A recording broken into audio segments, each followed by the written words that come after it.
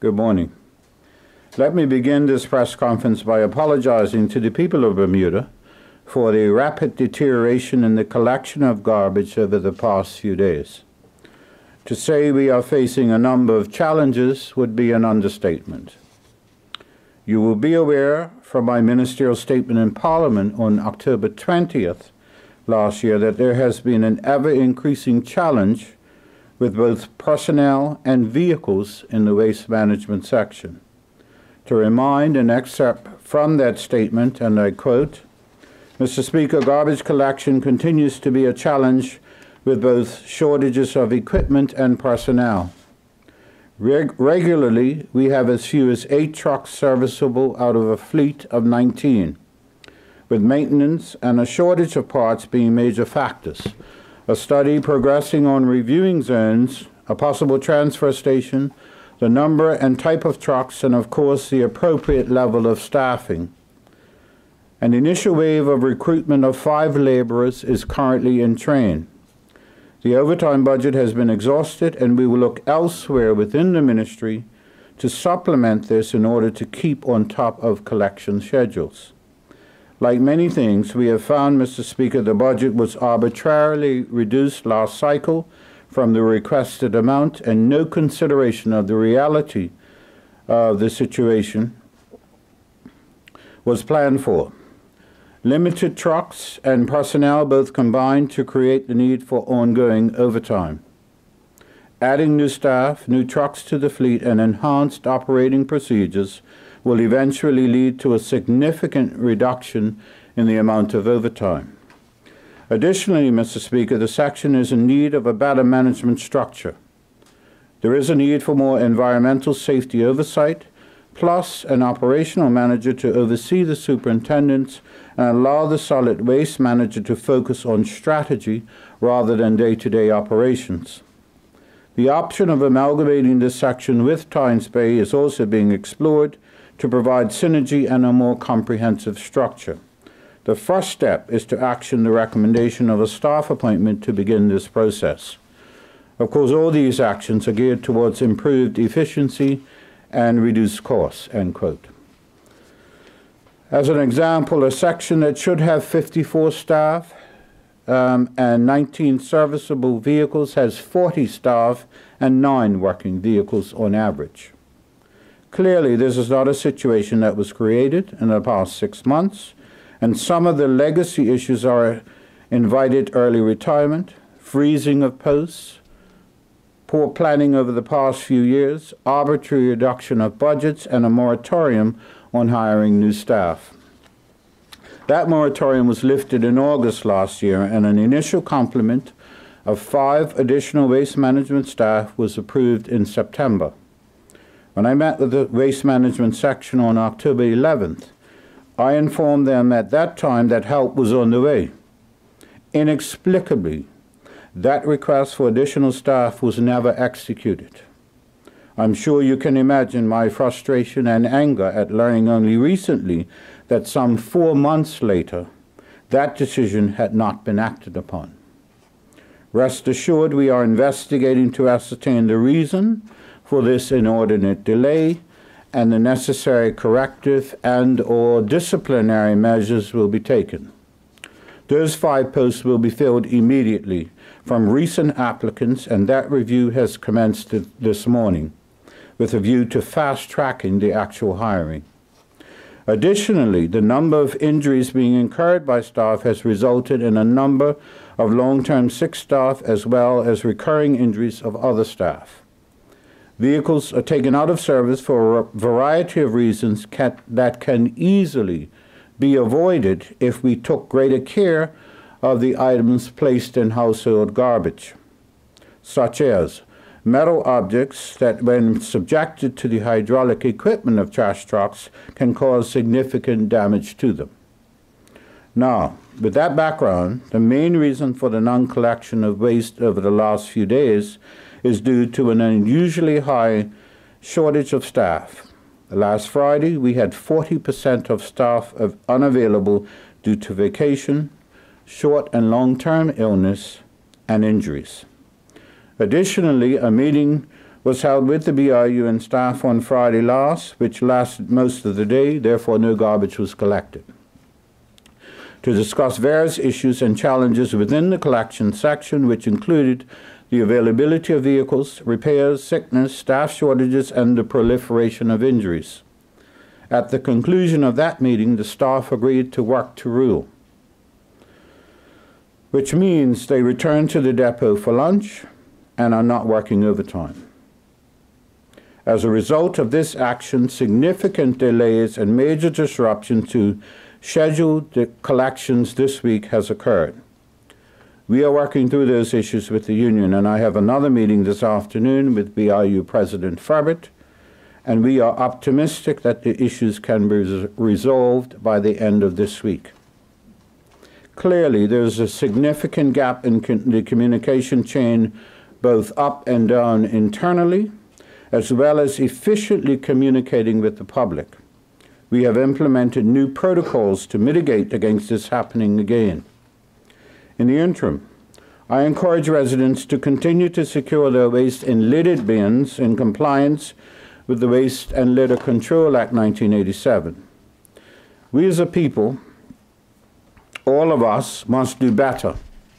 I'd like to take this opportunity to remind the public to be more aware of what they put in their trash, and always remember that the collection is made by hard-working staff that deserve respect. So when garbage is placed in paper bags 2 days before collection, open bins, it rains, and the result is garbage strewn all over the neighborhoods, the workers are not picking it up. That's not their job. Some plastic bags are like body bags. They are too heavy. When a single worker lifts more than 5 tons in a day, that's 11,000 pounds, not 10 as printed, sorry. That's quite a good workout, I admit, but it is completely inconsiderate of those workers who have to lift them, and I suspect a major contributing factor to some of the injuries staff are experiencing. I wish I could invite members of the public to spend just 1 hour on a trash truck, as many of us in the ministry have. I guarantee you will never put your trash out the same way again, and you will always have a high appreciation for those workers who collect it. If we could just reduce our trash volume by 10%, we would save a lot of time, money, and aggravation. I invite the public to review 27 ways to reduce trash in your home via the website www.smallfootprintfamily.com, 37 ways to reduce trash. So where are we now? The bottom line is that things will not get better this week. So I encourage all of us to take some pride in our own neighborhoods and not simply be irate and complain, but to actually do something to help the situation. As an example, in my own neighborhood, not as a minister, but as a fellow resident, I have secured a trucker to collect all the garbage on my road and deliver it to Tynes Bay. And as the MP for constituency 27, I have done the same in Cedar Hill. The Minister of Finance, thankfully this morning, has approved the waiving of tipping fees at Tynes Bay for the next week for any trucker delivering household garbage. Additionally, those on their way to work can take advantage of the extended opening hours of the public drop-off. As a reminder, waste and recyclables can be dropped off at Tynes Bay, which is open from 7 a.m. to 6 p.m. weekends, 7 a.m. to 7 p.m. on Saturdays, and 1 p.m. to 6 p.m. on Sundays. I expect to be able to provide a further update following my meeting this afternoon with the union leadership and public works staff, and shall keep the public informed of those developments. At the end of the day, we all have a role to play as the non-collection of garbage directly affects each of us. I prefer we focus on solutions rather than anything else. Thank you. That we do actually have a solution. And having been to the quarry last week, Wednesday, I believe, which is where they repair garbage trucks, and seeing a number of them out of service and being explained to what the challenges face, which is one of the reasons why I said in my statement about what we put in our garbage. oftentimes it is as a result of a piece of pipe, for instance, getting caught in the hydraulics. That truck has to go out of service. And so what we witnessed last week, Wednesday, is that the people at the quarry that are charged with repairing trucks actually do a stellar job. I mean, in one truck, I think it was safe to say there were about 6 metal plates that had been welded into the truck to fill holes that had been caused by, you know, people putting stuff in the garbage and saying, you know, it's going from my house, I don't have to really worry about it. And so I think that being able to understand better what the challenges they face, one of the issues with the repair of vehicles at the quarry is that there are a number of moving parts, not the least of which is that a number of them have to go to TCD to be passed, and so that means an additional amount of work that has to be done on those vehicles. So we have approved, as of last week Thursday, additional overtime for those workers to actually spend time working on the trucks, and this is a suggestion that came from them. And so the workers are quite prepared to do the work, and so there is a communication internally as well, in the sense that there is a slight disconnect between the people who do the repairs and the people who drive the trucks, not understanding what is going on. And we've taken steps to address that too by getting all the people in the room so everybody understands each other's role in this whole process. And so there will not be the sort of lack of communication that leads to frustration and a belief that nothing is being done to address the situation. Colonel, this situation you find, was this all by design? No, I don't think it was by design. I don't think it was by design in the same way as parks, in the sense that they were destined for privatization. I think it was by design in the sense that efforts were made to camouflage money that was being spent on America's Cup without having to go back to Parliament to ask for additional funding. And she did that by not hiring staff. And so there was a moratorium on staff almost universally for 4 years. And so you were able to have funds that you could via legitimately elsewhere to cover costs that you hadn't budgeted for. If the work to rule is ended at the end of this week, they will see things improve. But I also think, I think that, you know, as not as the minister, but as somebody who lives in a neighborhood. These are our neighborhoods. So, you know, getting irate and emailing me that you got rats crawling over your trash because it hasn't been collected for a week. How about you? It's your trash. You know, it's your trash. And you know, we all of us collectively don't think about trash until we come home and it hasn't been collected. And then the workers are subjected to a significant amount of abuse. Because they claims that they're not doing their jobs, and then I get complaints that, you know, why trash trucks on the road at 8 o'clock at night? Well, you can't have it both ways. We are facing a number of challenges, and we're working our way through them. I expect, because of the actions that we have taken in terms of addressing some of the misconceptions, not the least of which is that if I tell you in October, that we're hiring staff, and come January you have seen no movement, I wouldn't believe me either.